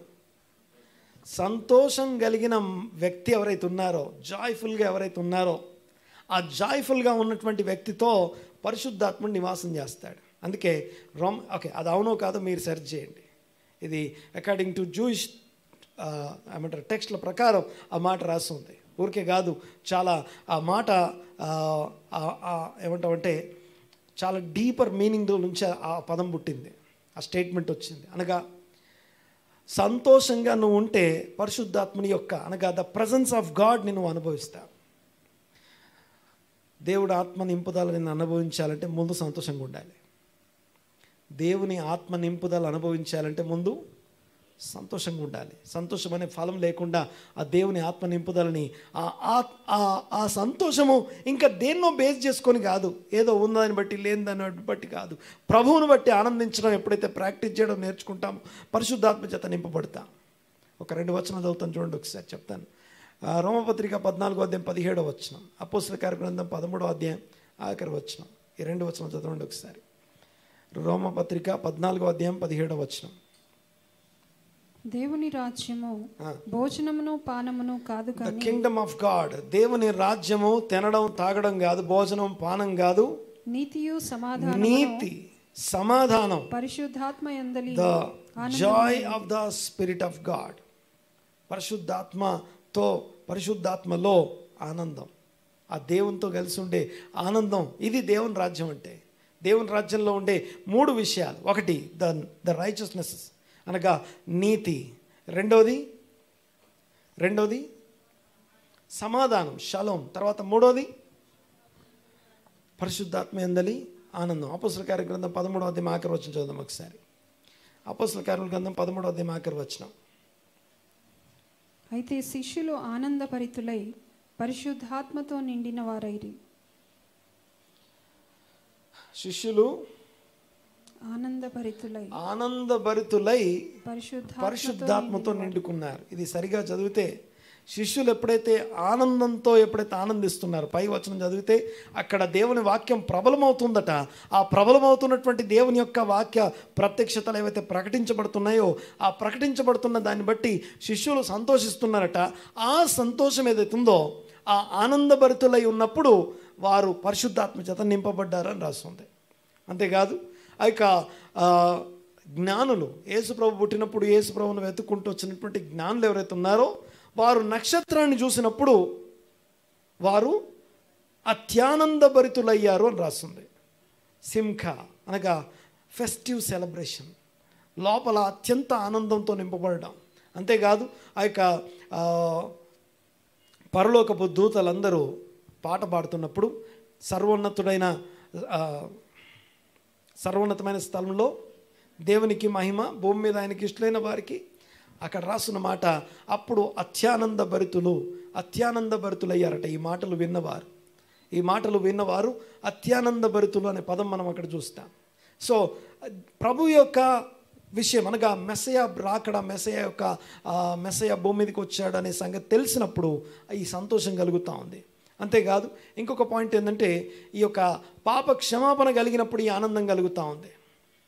పాప క్షమాపణ కలిగినప్పుడు ఈ ప్రభువు నా కొరకు పుట్టాడు అని తెలిసినప్పుడు ఆనందం కలిగినట్టుగానే ఆ సెలబ్రేషన్, ఫెస్టివ్ సెలబ్రేషన్ వచ్చినట్టుగానే చూడండి. ఒకసారి ఏం చెప్పాను నేను, మనము ఆత్మలో మన యొక్క పాపములు క్షమించబడి ఉన్నాయి అని మనకు తెలియజేయబడినప్పుడు, యు ఆర్ ఫర్గివెన్ అని తెలియజేయబడినప్పుడు రక్షణ ఆనందం, ఈ యొక్క ఆనందాన్ని, ఈ యొక్క ఆత్మ ఫలాన్ని మనం కలిగి ఉంటాం. 51వ కీర్తనలో మనం చదువుతాం ఆ మాటని, రక్షణ ఆనందం నాకు తిరిగి నాలో పుట్టించుము అంటాడు. ఈ ఆనందాన్ని, ఈ యొక్క సంతోషాన్ని నాలో పుట్టించుము అంటాడు. చివరిగా ఒక మాట చెప్పేసి నేను ముగిస్తాను. ఈ రోజుకి చివరిగా ఒక మాట చెప్పేసి నేను ముగిస్తాను. గమనించండి ఒకసారి. ప్రసంగి గ్రంథం 2వ అధ్యాయం 26వ వచనం. ప్రసంగి గ్రంథం 2వ అధ్యాయం 26వ వచనం. ఏలయనగా దైవ దృష్టికి మంచివాడుగా ఉండు వానికి దేవుడు జ్ఞానమును తెలివిని ఆనందమును సింఖా అనుగ్రహిస్తాడు. సింఖా అనేది వన్ ఆఫ్ ద గిఫ్ట్. ఎలా ఫలించాలి, ఈ ఆత్మఫలాన్ని ఎలా ఫలించాలో ఈ కాన్సెప్ట్ని ఒక్కసారి చెప్పేసి ఈ రోజుకి మనం ముగించుకుందాం. చూడండి ఒకసారి, ఎవరికి ఆనందం ఇవ్వబడుతుంది? మరి చదవండి ఒకసారి, జాగ్రత్తగా చదవండి ఒకసారి. ఎవరికి ఆనందం అనేది గిఫ్ట్గా ఇవ్వబడతా ఉంది. ఈ సంతోష ఆనందము తన ప్రజలకు గిఫ్ట్గా ఇవ్వబడుతుంది. ఎవరికి ఇవ్వబడుతుందో చదవండి ఒకసారి. 1, దైవ దృష్టికి ఇష్టలుగా మంచి వాళ్ళుగా ఉన్నారు. ఎవరైతే ఉన్నారో వాళ్ళు ఏమేమి పొందుకుంటారట? 1, జ్ఞానము, ద విజ్డమ్. ఈ భూమి మీద పుస్తకాలు చదివితే రాని జ్ఞానం, ఎడ్యుకేషనల్ సెక్యులర్ స్టడీస్ ఆ యొక్క కెరీర్లో మనం చదువుకున్న దాన్ని బట్టి వచ్చే జ్ఞానం, అనుభవాన్ని బట్టి వచ్చే జ్ఞానం, వీటన్నిటిని మించిన దైవిక సంబంధమైన అప్పటికప్పటికి వచ్చే ఈ జ్ఞానాన్ని మనం పొందుకుంటాం. బినా విజ్డమ్ అంటారు దాన్ని. జ్ఞానం పొందుకుంటాం అంటే అప్పటికప్పుడు ఒక జ్ఞానం దేవుడు అనుగ్రహిస్తాడు, ఒక ఆలోచన దేవుడు ఇస్తాడు. ఇది మనం చదువుకున్నందుకు రాలేదు, మనం నేర్చుకున్నందుకు మన అనుభవంలో రాదు. అది సడన్గా అప్పటికప్పుడు వచ్చే ఒక జ్ఞానం. అది దేవుడట తన దృష్టి యందు మంచివారు, తన దృష్టి యందు ఎవరైతే ఈ యొక్క ఏమని రాస్తుంది ఇష్టలై ఉన్నారో వారికి 1 wisdom of God, number 2 knowledge, 2 ఇచ్చి 3వది ఇస్తాడట. ఏమిస్తాడట? కొంచెం గట్టిగా అనాలి మాట, అన్నాడా గట్టిగా, ఇంకొంచెం గట్టిగా. ఓకే, ఆనందం ఎందుకు లేదంటే ఆ ముందుది లేదు కాబట్టి ఆనందం లేదు మనకి. ఏంటి ఆ ముందుది? దైవ దృష్టికి ఇష్టలమై ఉండుట, మంచి వారమై ఉండడం అన్నాడు ఒకసారి మాట. దైవ దృష్టికి ఇష్టలుగా ఉన్న వారికి దేవుడిచ్చే ఒకనొక ద బెస్ట్ గిఫ్ట్ ఏంటంటే సంతోషం. ఏమున్నా ఏం లేకపోయినా సంతోషంగా ఉండే జీవితం. బాగా వినండి ఒకసారి. దైవ దృష్టికి ఇష్టలైన వారికి కలిగే జీవితం ఇది. ఎవరికి చెప్పాలి ఒకసారి? దైవ దృష్టికి ఇష్టలైన వారికి, మంచి వారికి కలిగే అదృష్టం ఇది. ఒక దేవుని యొక్క వరం, దేవుని యొక్క గిఫ్ట్ ఏంటంటే ఆ యొక్క Joy of the lord, Joy, ఆ యొక్క సింకా అనే ఆ మాట, ఆ సెలబ్రేటివ్, ఆ యొక్క ఆనందం. అయితే పాయింట్ ఏంటంటే మనము ఎప్పుడు దాన్ని కోల్పోతాం? దేవుని దృష్టిలో మనం తక్కువైపోతున్నప్పుడు, ఆ యొక్క మన ఆత్మీయ స్థితి నుంచి దిగజారిపోతున్నప్పుడు ఆ సంతోషాన్ని కోల్పోతాం. నేను మాట్లాడితే అర్థమవుతుంది కదా? గమనించండి ఒకసారి. ఎలా దేవుని దృష్టికి ఇష్టలమై ఉండొచ్చు? మనం దేవుని దృష్టికి మంచి వాళ్ళము, ఇష్టలమై ఎలా ఉండొచ్చు? ఏం చేస్తూ ఉంటాం? ఏం చేస్తే ఆయనకి ఇష్టమై ఉంటాం? ఆయనకి ఇష్టలై ఉండే ఎవరు ఇష్టలై ఉంటారని రాసింది.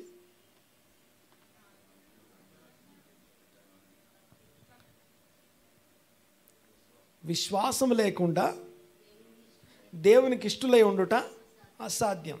ఫెయిత్ఫుల్నెస్ అనండి ఒకసారి, కొంచెం గట్టిగా మాట్లాడినమాట. విశ్వాస్యత లేని కారణం చేత, నమ్మకత్వం లేని కారణం చేత దేవునికి ఇష్టలుగా ఉండడం తప్పిపోయాం. దేవునికి ఇష్టలుగా ఉండడం తప్పిపోయినంతసేపు మనం ఆనందాన్ని కోల్పోతాం. సో నాకు ఆనందం, ఆ ఫెస్టివ్ సెలబ్రేషన్ నా లైఫ్లో లేదని మీకు అనిపిస్తే, ఆ ఫెస్టివ్ సెలబ్రేషన్ లేదనిపిస్తే, get back to the faithfulness. Faithfulness అనే దగ్గరికి వచ్చినప్పుడు, ఆ ట్రాన్స్పరెన్సీ దగ్గరికి వచ్చినప్పుడు, ట్రూ టు యువర్ సెల్ఫ్, నీకు నువ్వు సత్యమును అనుసరించుట, లేకపోతే సత్యము కలిగి ఉండడం, సత్యంతో జీవించడం ఉంది చూసారా. ఆ సత్యం దగ్గరికి వచ్చినప్పుడు నేను నాతో, లేకపోతే కుటుంబంతో, లేకపోతే దేవునితో ఈ యొక్క ట్రాన్స్పరెంట్ లైఫ్ స్టైల్ ఏదైతుందో దాన్ని నమ్మకత్వం అంట. దాన్ని నమ్మకత్వం అంట. ఫెయిత్ఫుల్నెస్ అండ్ ట్రూత్ రెండు కలిసి నడుస్తాయి. ఓకే, అందుకని ఏమని రాస్తుంటుందంటే, నీ సత్యమును నీ కృపను ఎప్పుడు నన్ను విడిచిపెట్టలేదు అంటాడు. యాక్చువల్గా యువర్ ఫెయిత్ఫుల్నెస్ అనే పదం ట్రాన్స్లేట్, ట్రూత్ అండ్ ఫెయిత్ఫుల్నెస్ రెండు ఒకటే. గమనించండి ఒకసారి, ట్రూత్ అండ్ ఫెయిత్ఫుల్నెస్ రెండు కలిసి నడుస్తాయి. ఓకే, బాగా వినండి ఒకసారి. ఎమెత్ అంటాం ట్రూత్ అనే మాటకి. అయితే నా పాయింట్ ఏంటంటే, గమనించండి ఒకసారి, మనము ఎప్పుడైతే ట్రాన్స్పరెంట్గా లేకపోతే దేవునికి ఇష్టంగా మారుతామో అప్పుడు ఆనందము ఫలించే పద్ధతి ఇది. ఫలాల పేర్లు చదవడం వేరు, ఆ ఫలాల్ని ఫలించే విధంగా కల్టివేట్ చేయడం వేరు. ఆ కల్టివేషన్ ప్రాసెస్ మాట్లాడుతున్నాను. అందులో ఈ ఆత్మఫలం ఫలించడానికి సంబంధించిన కల్టివేషన్ ప్రాసెస్, ఎవరైతే దేవునికి ఇష్టలుగా ఉంటారో, ప్రసంగి గ్రంథం 2వ అధ్యాయం 26వ వచనం మీకు జ్ఞాపకం చేస్తున్నాను. ఎవరైతే దేవునికి దృష్టికి మంచివారుగా ఇష్టలుగా ఉంటారో వారికి దేవుడు జ్ఞానమును, 2 నాలెడ్జ్ ఆ యొక్క తెలివిని, 3వది సింఖ ఆనందాన్ని ఇస్తాడు. అది ఇస్తాడు, ఇది ఇస్తాడు, ఇవన్నీ తర్వాత. కానీ ఈ 3 మాత్రం అత్యంత ప్రధానమైనటువంటి విషయాలు. ఈ 3 పొందుకుంటాం. ఈ 3 పొందుకున్న ఒకసారి కంటిన్యూ చేయమ్మా ఒకసారి, తర్వాత చదవండి ఒకసారి ఏమనుందో, తర్వాత చదవండి ఒకసారి.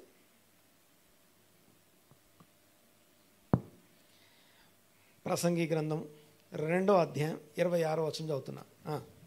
అయితే దైవ దృష్టికి ఇష్టడగువానికి ఇచ్చుటకై ప్రయాసపడి పోగు చేయు ముందు ఏలయనగా దైవ దృష్టికి మంచివాడుగా నుండువానికి దేవుడు జ్ఞానమును, తెలివిని, ఆనందమును అనుగ్రహించును. నెక్స్ట్, అయితే దైవ దృష్టికి ఇష్టడగువానికి ఇచ్చుటకై ప్రయాసపడి పోగు చేయు పనిని ఆయన పాపాత్మునికి నిర్ణయించును.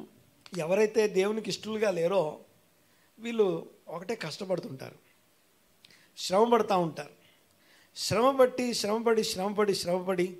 వారి శ్రమని, వారి కష్టాన్ని ఎవరి కోసం తయారు చేస్తూ ఉంటారు, ఎవరి కోసం పెడతా ఉంటారు. గమనించండి ఒకసారి ఏమని రాస్తుంది అక్కడ. ఆయన దృష్టికి ఇష్టలుగా ఎవరైతే ఉండరో, లేకపోతే పాపంలో ఉన్నారో వారట ఈ దైవ దృష్టికి ఇష్టలుగా ఉండే వాళ్ళకి ఇవ్వడం కోసం ఆ సమకూర్చే పని వాళ్ళకి అప్పగించబడుతుందట. ఈ మాట, ఈ కాన్సెప్ట్ ఏదైతుందో ఇది ఏదో కేవలం ఒక వ్యక్తి యొక్క ఒపీనియన్ స్టేట్మెంట్ కాదు. ఇది చాలా లోతైనటువంటి అనేకమైన విషయాల్ని థరోగా స్టడీ చేసిన మహాజ్ఞాని అయిన సొలొమోన్ రాస్తున్న మాటలు. ఆమేన్, దేవునికి స్తోత్రం కలుగునుగాక. సో ఎలాగ మనం ఈ సంతోషాన్ని కల్టివేట్ చేయగలము, ఈ సంతోషం అనే ఫలాన్ని ఎలా కల్టివేట్ చేయగలము అంటే దేవునికి ఇష్టలుగా మారడం, దేవుని దృష్టికి మంచివారుగా మారడం. ఇంకొక మాట మీకు జ్ఞాపకం చేస్తాను, విశ్వాసం లేకుండా దేవునికి ఇష్టలై ఉండుట అసాధ్యము. అంటే దేవుని దృష్టికి ఇష్టలుగా ఉండాలంటే విశ్వాసం అంటే ఆ యొక్క ఫెయిత్ఫుల్నెస్, నమ్మకత్వం అని అర్థం. తర్వాత చూడండి ఒకసారి ఇంకో మాట, యోహాను సువార్త 5వ అధ్యాయం 44వ వచనం. యోహాను సువార్త 5వ అధ్యాయం 44వ వచనం. John 5:44. అద్వితీయ దేవుని వలన వచ్చు మెప్పును కోరక ఒకని వలన ఒకడు మెప్పు పొందుచు మెప్పు పొందవలనని కోరే మీరు ఎలాగు నమ్మగలరు, ఎలాగు నమ్మకంగా ఉండగలరు? మీరు బాగా వినండి ఒకసారి. ఎక్కడ మనం ఫెయిల్ అవుతామంటే, గమనించండి ఒకసారి, నన్ను వీళ్ళేమనుకుంటున్నారు, వాళ్ళేమనుకుంటున్నారు, వీళ్ళేమనుకుంటున్నారని మనుషుల ఒపీనియన్ని కన్సిడర్ చేయడం మొదలు పెడతాం. అద్వితీయ దేవుని యొక్క ఒపీనియన్ ఒక పక్కన, మనుషుల ఒపీనియన్ ఒక పక్కన ఉన్నప్పుడు మనుషులు ఏమనుకుంటున్నారో చూస్తూ చూస్తూ వెళ్తే మనము అద్వితీయ దేవుని వలన వచ్చిన మెప్పును కోరక మనుషుల వలన, నీ వల్ల నేను మెచ్చుకోవాలి, నన్ను నువ్వు మెచ్చుకోవాలి, సో నన్నేమనుకుంటున్నావు, నువ్వు నన్నేమనుకుంటున్నావు, సో ఇద్దరిని ఒకరికొకరం కాంప్రమైజ్ చేసుకుంటూ లేకపోతే ఒకరిని కంపన్సేట్ చేస్తూ బ్రతికేస్తున్నాం. అలా బ్రతుకుతూ వెళ్తున్నప్పుడు మనం ఏం చేస్తాం, ఎవరు మిస్ అవుతాం, ఏం మిస్ అవుతామంటే, ఎలాగో విశ్వసించగలరు, విశ్వసించలేము. విశ్వాసంలో దేవుని యందు దేవునికి నమ్మకంగా ఉండలేము. ఆ దేవునికి విశ్వాస్యత కలిగి జీవించని కారణం చేత, ఆ యొక్క నమ్మకత్వం లేని కారణం చేత ఈ యొక్క ఆత్మలో ఆత్మఫలం అనబడుతున్న సంతోషాన్ని ఫలించలేము. ఆత్మఫలాన్ని ఫలించలేము, సంతోషం అనే ఫలాన్ని ఫలించలేము. దేవునికి స్తోత్రం కలుగును గాక. హల్లెలూయా. అందరికి అర్థమవుతుందనే మాట్లాడేది. మొదటి మాట మనం చూసాం. ఇక్కడ ఈ సంతోషం అనేది ఎలా ఉంటుందో మాట్లాడుకున్నాం. చివరిగా కంక్లూజన్తో క్లోజ్ చేస్తాను. గమనించండి ఒకసారి. సంతోషం అంటే ఏంటో మామూలు సంతోషం కాదు. హ్యాపీగా ఉండమని బైబిల్ చెప్పట్లేదు. ఫెస్టివ్ సెలబ్రేషన్ నీలో ఉండాలని దేవుడు కోరుకుంటున్నాడు. ఎప్పుడు సంభ్రమంతో ఉండాలని, లోపల పాటలు ఉండాలని, ఆ పాటలు విత్ మ్యూజిక్ ఉండాలని, లోపల ఎప్పుడు ఆ పండుగ లోపల జరుగుతూ ఉండాలని దేవుడు కోరుకుంటున్నాడు. ఆ ఫలం ఫలించడం కోసం పరిశుద్ధాత్ముడు నీకు సహాయం చేస్తున్నాడు. అయితే ఆ సహాయం చేసే పరిశుద్ధాత్ముడు ఆ యొక్క ఫలం ఎలా ఫలిస్తాము అంటే, ఆ ఫలము గమనించండి ఒకసారి. ఒకటి, ఆ యొక్క సంతోషం, సమాధానం ఏదైతుందో, ఈ ఫెస్టివ్ సెలబ్రేషన్ ఏదైతుందో, ఇది సంతోషంగా ఉన్న వారే దేవుని సన్నిధిని అనుభవిస్తారు. అంతేకాదు, ఈ సంతోషం అనేది దేవుడిచ్చే ఒక గిఫ్ట్ అని మాట్లాడుకున్నాం, దేవుని యొక్క రివార్డ్ అని మాట్లాడుకున్నాం. ఈ రివార్డ్ పొందుకోవడం కోసం మనం ఆయనకి ఇష్టలుగా జీవించడం గురించి మాట్లాడుకున్నాం. దేవునికి స్తోత్రం కలుగును గాక. దేవునికి ఇష్టలై ఉండడానికి సంబంధించిన ఆయన ఆజ్ఞలు, ఆయన కట్టడలు, ఆయన విధులు ఏవైతే ఉన్నాయో వాటిని ఒక్కొక్కటి వింటూ ఉన్నప్పుడు, అంతేకాదు మధ్యలో ఇంకొక విషయాన్ని మనం ధ్యానం చేస్తాం. అదేంటంటే, దేవుణ్ణే ఆధారంగా చేసుకున్నప్పుడు కలిగే సంతోషం గురించి ఈ సంతోషం మాట్లాడుతుంది. ఈ భూమి మీద ఉన్న ఏదో ఒక విషయాన్ని బట్టి కలిగిన ఆనందం సంతోషం కాదు. గమనించండి ఒకసారి. మన డిప్రెషన్కి, మన స్ట్రెస్కి మెయిన్ కారణం ఏంటి? మన స్ట్రెస్, మన డిప్రెషన్కి మెయిన్ కారణం ఏంటి? ఒక్కసారి ఆలోచిస్తే, ఏదో ఉండి, ఏదో ఎక్స్పెక్టేషన్ ఉంది, ఏదో నాకు రాలేదు, ఏదో నేను పొందుకోలేకపోయాను కాబట్టి నేను స్ట్రెస్ ఫీల్ అవుతున్నాను. ఈ స్ట్రెస్, డిప్రెషన్ ఇవన్నీ కూడా ఈ ఫ్రస్ట్రేషన్ యొక్క ఏమంటాం, హెల్ని ఎలాగ డిఫైన్ చేస్తారు జనరల్గా? నరకాన్ని ఎలా డిఫైన్ చేస్తారు జనరల్గా? అగ్ని ఆరదు, పురుగు చావదు, ఇంకా అక్కడ ఏడుపును పండ్లు కొరుకుట. ఈ 4 ఎక్కడున్నాయంటే హెల్. ఒకవేళ మనం హెల్లో లేకపోవచ్చేమో కానీ హెల్కి సంబంధించిన అన్నీ మనలో ఉంటాయి. మళ్ళొకసారి చెప్తాను. అగ్ని, బర్నింగ్ సెన్సేషన్, అది ఆరిపోవట్లేదు, నేను గాలిపోవట్లేదు. అర్థమవుతుందని మాట్లాడేది. అగ్ని ఆరదు, పురుగు చావదు. తర్వాత అక్కడ ఏడుపు, ఏదో ఒక దానికోసం ఏడుపు. 2, ఏం చేయలేం కాబట్టి మన పనులు మనమే కొరుకుంటాం. సో ఏడుపు, పండ్లు కొరుకుట, ఇవన్నీ హెల్ని మనకి రిమైండ్ చేస్తున్నాయి. హెల్లోకి మనం వెళ్ళలేదేమో కానీ ఆ హెల్ని ఇక్కడే అనుభవిస్తున్నాం. గమనించండి ఒకసారి. దీన్ని ఆ హెల్ని అధిగమించడానికి దేవుని యొక్క ఆత్మ ఫలం మనం ఫలించడం గురించి ఈ వాక్యం మనతో మాట్లాడుతూ ఉంది. ఏం చేస్తే ఆ హెల్ నుంచి హెవెన్లీ ఎక్స్పీరియన్స్కి మనం వస్తాం. భూమి మీద పరలోకపు దినాలు అనండి ఒకసారి. ఈ మాట కూడా బైబిల్లో రాస్తాం, ద్వితీయోపదేశకాండలో ఉంటుంది అన్నమాట. భూమి మీద పరలోకపు దినాలు, హెవెన్లీ డేస్ అపాన్ ఎర్త్ అని ఇంగ్లీష్లో ఉంటుంది, తెలుగులో అంత స్పష్టంగా లేదు కానీ హెవెన్లీ డేస్ అపాన్ ఎర్త్ అనగా భూమి మీద నీవు పరలోకపు దినాలు అనుభవిస్తావు అని ఉంటుంది. ద్వితీయోపదేశకాండలో ఉందన్నమాట. సరే, భూమి మీద పరలోకపు దినాలు అనుభవించడం ఎంత నిజమో, భూమి మీద నరకపు దినాలు అనుభవించడం కూడా అంతే నిజం. సో మనకి తెలియకుండా ఆ స్ట్రెస్, ఫ్రస్ట్రేషన్లోకి వెళ్ళిపోయి ఆ యొక్క ఏడుపు, పండ్లు కొరుకుట, బర్నింగ్ సెన్సేషన్, బట్ మంట ఆరిపోవట్లేదు, నేను గాలిపోవట్లేదు. ఏమవుతుందో అర్థం కావట్లేదు. పనులు కొరుకుతా ఉన్నాం, స్ట్రెస్, ఫ్రస్ట్రేషన్ ఏదైతే ఉందో ఇవన్నిటికీ విరోధమైంది పరిశుద్ధాత్మ వలన మనం ఫలించే ఫలము, ఆత్మఫలము సంతోషం, సింఖ అనండి. ఒకసారి నేనేదో మోటివేషన్ కోసం ఈ మాటలు చెప్పట్లేదు, ఏదో మోటివేషన్ కోసం హ్యాపీగా ఉండండి, సంతోషంగా ఉండండి, కొంచెం ఆనందంగా ఉండండి అని చెప్పడానికి ఈ మాటలు చెప్పట్లేదు. దేవుని వాక్యంలో ఉన్న సంతోషం, ఆనందం పొందడం కోసం మనం ఏం చేయవలసిందో మాట్లాడుతున్నా. దేవునికి ఇష్టలుగా మారుట, ఆయనకి నమ్మకత్వంలోకి వచ్చినప్పుడు. ఎందుకంటే దేవుని దృష్టికి కనబడని సృష్టం ఏదీ లేదు, దేవుని దృష్టికి కనబడని సృష్టం ఏదీ లేదు. నీ హృదయంలోని తలంపుల్లోని ఆలోచనలోని ఊహ మొత్తం ఆయనకి తెలుసు. మాట నీ నాలుకకు రాక మునిపే దాని మొత్తం ఆయనకు తెలుసు. నువ్వు నెక్స్ట్ ఏం మాట్లాడతావో తెలుసు. నీ నడక, నీ పడక మొత్తం ఆయనకు తెలుసు. అలాంటి నిన్ను చూసే దేవుడు, నిన్ను పరిశోధించి తెలుసుకున్న దేవుడు, నువ్వు ఎప్పుడు విశ్వాసతలోనికి నడుస్తావా అని ఆయన నీ కోసం ఎదురు చూస్తున్నాడు. ఎప్పుడైతే నువ్వు విశ్వాసతలోనికి వస్తావో, నమ్మకంగా మారుతావో, అప్పుడు ఈ యొక్క గిఫ్ట్ని, సింఖ, సంతోషం అనే గిఫ్ట్ని దేవుడు నీకు ఇస్తాడు. అందరూ లేచిపడదాం, ప్రార్థన చేసుకుందాం. కళ్ళు మూసుకొని ప్రార్థన చేసుకుందాం. This word is not a motivation word. ఏదో మోటివేట్ చేయడానికి మాటలు చెప్పలేదు, ఎడిఫికేషన్కి సంబంధించిన మాటలు మాట్లాడుకుందాం. కళ్ళు మూసుకుందాం ఒక్కసారి. మా దేవా, స్తోత్రం నాయన, మీకు వందనాలు. ఘనమైన దేవా, గొప్ప తండ్రి, కృపగల తండ్రి, మీకు వందనాలు. స్తోత్రం, స్తోత్రం, స్తోత్రం నాయన. మనోనేత్రాలు వెలిగించండి, జ్ఞానము, ప్రత్యక్షత కలిగిన మనస్సు మా అందరికీ దయచేయండి. ఏకీవించిన మీ బిడ్డలందరి పక్షంగా ప్రార్థన చేస్తున్నాను. ఇదిగో ప్రతి హృదయము, అందులోని తలంపులోని ఆలోచనని, ఊహ సమస్తం మీరు ఎరిగి ఉన్నారు. సంఘమును ఇదిగో ఆత్మఫలాలు ఫలించే సంఘంగా మార్చండి. సంతోషం అనే ఫలాన్ని ఫలించే సంఘముగా మార్చమని ప్రార్థన చేస్తున్నాను. వందనాలు, స్తుతులు, స్తోత్రం, స్తోత్రం, స్తోత్రం నాయన. మీ ఘనకార్యాలు, మహత్కార్యాలు, సూచక్రియలు, అద్భుతాలు సంఘంలో జరుగునట్లుగా మీ వాక్యము స్థిరపరిచే ఇదిగో మీ ఆత్మ సహాయం అనుగ్రహించండి. ఇంకా ఎక్కడ మేము ఇదిగో రోగము, వేదన, బాధ, ఇదిగో రకరకాల అంధకార సంఖ్యలతో మా అంతరంగంలో మేము నింపబడి ఉన్నాము, ఆ సంఖ్యలన్నీ వాటంతటవే ఊడి పడేలాగా ఇదిగో పౌలు శేలలో చెరసాలలో కూర్చుని ఇదిగో పాటలు పాడుదాం, ఆరాధన చేద్దామని ఇదిగో వారు ఆరాధించిన విధానాన్ని మేము జ్ఞాపకం చేసుకుంటున్నాం.